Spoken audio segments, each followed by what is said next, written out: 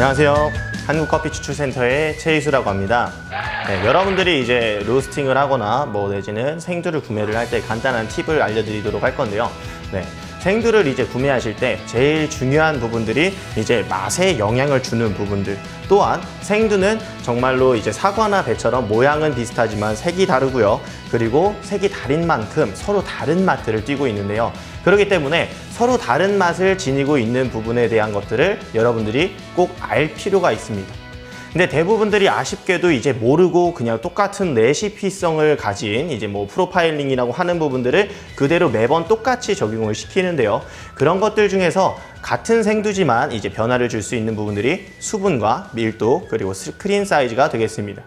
근데 이제 수분 같은 경우는 시간이 지나면서 보관에 따라서 계속 점차 바뀌게 되는데요. 수분이 점점 떨어지면 떨어질수록 원래 내가 정상적인 프로파일링을 똑같이 대입을 한다고 했을 때 이제 수분이 없는 커피에서는 이제 한마디로 번트나 티핑 그리고 베이크드 내지는 스코칭 이렇게 탄맛을 유발하거나 쓴맛들을 유발하는 로스팅들이 좀 많이 이루어질 수가 있는데요. 그래서 여러분들이 수분이 있는지 없는지 꼭 정확하게 과학적으로 분석을 하시면서 하실 수 있는 게 중요하다고 생각됩니다.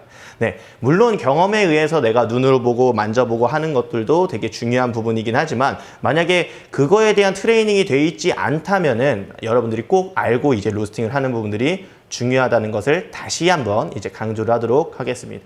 네. 자, 보이시면은 지금처럼 이제 수분 밀도 측정계에 이제 되게 유명한 브랜드긴 하지만 어느 정도 아시는 분들은 다 아실 수 있을 것 같은데요. 네, 그래서 이 수분 밀도 측정계를 여러분들이 사용하시는 방법들을 한번 간단하게 소개를 해보도록 하겠습니다.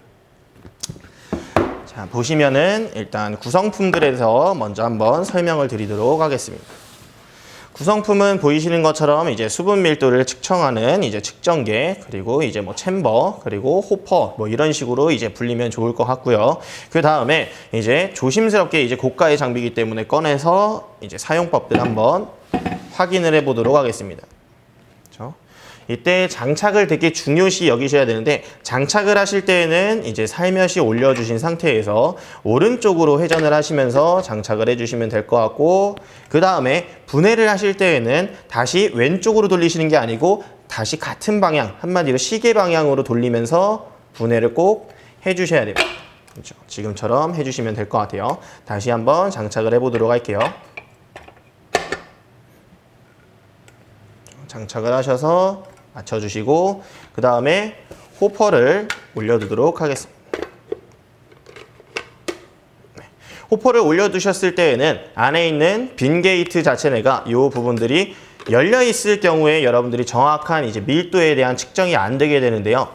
여기에 보이시는 이제 생두에 대한 이제 칼리브레이션이 될 수 있도록 정확하게 이제 계량을 해서 담을 수 있는 이제 한마디로 계량컵 같은 부분들이 이제 보이는데 이 계량컵을 이용해서 생두를 담아주시고 그대로 부어주셔야 되는데 그래야 매번 같은 양의 이제 한마디로 같은 조건 속에서 모든 생두들이 측정돼서 밀도나 수분에 대한 측정계들을 이제 정확하게 사용할 수 있는데 만약에 이때 이러한 계량컵을 쓰지 않거나 또 반대로 막혀 있는 상태에서 이제 부어주지 않고 개방이 되어 있는 상태에서 생두를 부어주게 됐다. 그러면은 서로 다른 충격과 다른 시간을 갖기 때문에 정확한 측정이 될 수가 없게 됩니다. 그래서 꼭 호퍼에 빈 게이트를 닫아주시고 그 다음에 생두도 정확하게 수평에 맞추어서 이제 담아주시면 될 것 같습니다. 보이시는 것처럼 일단 가장 좌측에 보이시는 것이 전원 버튼입니다. 전원 버튼을 눌러서 이제 작동이 되는 것을 확인을 하시고 그 다음에 지금 보이시면은 저희 거는 이제 첫 번째 레퍼런스 한마디로 기준 샘플에 그린 커피 생두에 대한 이제 샘플로 지금 측정이 되어 있고요. 그 다음에 넘겨서 확인을 해보시면은 파치먼트 상태의 이제 커피도 측정을 할 수 있고 그다음에 구워졌을 때 로스팅이 되어 있는 원두에 대한 측정도 이루어지게 되는데요. 그래서 정말로 이제 수분 함유량이 잘 떨어졌고 밀도가 감소하는 이제 현상들을 보면서 속이 또 잘 익었는지 이제 판단을 해볼 수 있는 기준이 될 것 같아요. 또 보이시면은 이제 그라인딩이 되어 있을 때 얼마만큼 이제 로스율이 일어나는지도 또 확인을 해볼 수 있는 여러 가지 단계의 이제 측정 결과 값들이 이제 측정을 할 수 있게 됩니다. 그래서 일단은 여러분들과 함께 일단 생두에 대한 상태를 한번 측정을 해볼 수 있도록 해보도록 하겠습니다. 네. 그러면 이제 생두에 대한 측정을 한번 해보도록 하겠습니다. 꼭 정확하게 생두에 대한 측정 항목인지 확인을 해주신 후 빈 게이트가 닫혀있는 상태에서 조심스럽게 가운데에 부어주게 됩니다. 그 다음에 생두의 빈 게이트를 열어주시고 다 떨어진 생두를 확인을 하신 후에 측정 버튼을 눌러서 측정을 해보도록 하겠습니다. 네, 보이시는 것처럼 지금 수분의 함유량은 12.0%로 이제 6쿠랍이라고 볼 수 있겠고요. 그 다음에 밀도는 834를 가리키고 있는데 보통 이 정도 됐을 때에는 밀도는 어느 정도 단단하지만 아주 단단한 고산지대 커피까지는 아닌 정도로 측정을 볼 수가 있습니다. 그 다음에 옆에 보이시면은 이제 빈에 대한 이제 측정 온도가 나타나게 되었는데요. 네, 다른 샘플도 한번 확인을 해 보도록 할게요. 다음 샘플에 대한 생두를 한번 측정을 해보도록 하겠습니다. 조심스럽게 생두를 부어주시고 그 다음에 빈 게이트를 개방시켜주고 그 다음에 측정 버튼을 눌러서 테스팅을 해보도록 하겠습니다. 네, 지금 보이시는 샘플은 수분은 9.2%를 가리키고 있고요. 밀도는 841, 그리고 온도는 아까와 동일한 상태로 18.6도를 가리키고 있습니다.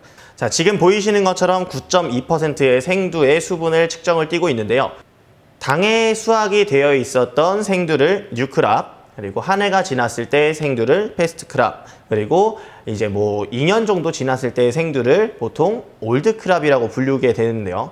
많이들 이제 그런 거에 대한 오해가 있으신데 제일 중요한 것들은 수분이라고 좀 보실 수가 있을 것 같습니다. 여러분들이 수분 함유량이 12% 정도 된다 그랬을 때 오히려 뉴크랍이라고 생각을 하시고, 수분 함유량이 10% 정도 머물고 있을 때 이제 패스트크랍, 그리고 8% 정도 됐을 때 올드크랍이라고 보실 수가 있겠습니다. 네, 그래서 수분에 따라서 열의 에너지와 열 역학적인 부분들, 어떤 열을 써야 될지가 로스팅 때 매번 바뀌기 때문에 여러분들이 꼭 같은 수분 함유량의 커피에서만 똑같은 프로파일링을 적용을 시켜야지, 만약에 보관이 잘못된 상태에서 만약에 수분 자체가 많이 빠져 있거나 또 내지는 수분에 의해서 뭐 과발효가 되는 이제 커피드가 될 수도 있겠는데요. 그래서 꼭 생두를 보관하실 때에는 적절한 온도와 습도를 지켜주셔야 되는 것을 잊지 마시고, 여러분들이 구매하신 생두가 아무리 뉴크랍이라고 배송이 되었어도 정확하게 수분 함유량이 몇 %인지, 또 정말로 괜찮은 품질을 가지고 있는지 여러분들이 판단하실 수 있는 능력이 꼭 있으셨으면 좋을 것 같습니다.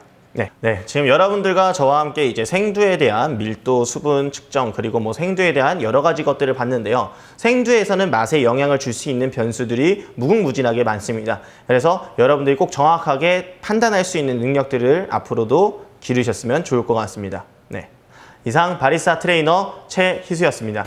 감사합니다.